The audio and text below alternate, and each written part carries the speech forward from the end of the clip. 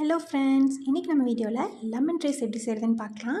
ஒரு வானலில் 3 table spoon நல்லெண்ணெய் விட்டுக்கலாம். எண்ணெய் சூடானதும் கடுகு, 1 ஸ்பூன் கடலைப்பருப்பு, 2 ஸ்பூன் உளுத்தம்பருப்பு, அதோட தேவையான அளவு நிலக்கடலை பருப்பு, 5 பல் பூண்டு ஆட் பண்ணி நல்லா வதக்கிக்கோங்க.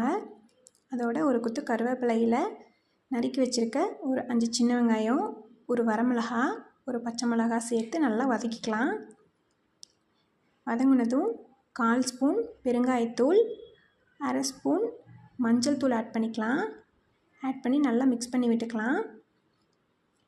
அதோட 2 லெமனை பிழிஞ்சு எடுத்து வச்சுருக்கேன். அந்த லெமன் ஜூஸை ஆட் பண்ணிக்கலாம். அடுப்பை ஆஃப் பண்ணிட்டு ஆட் பண்ணிக்கோங்க, இல்லைனா கசப்பு வந்துடும். அதோட தேவையான அளவு உப்பு ஆட் பண்ணி நல்லா மிக்ஸ் பண்ணிக்கலாம். நான் இன்றைக்கி 250 கிராம் ரைஸ் எடுத்து வச்சுருக்கேன். அதில் மிக்ஸ் பண்ணிக்கலாம்.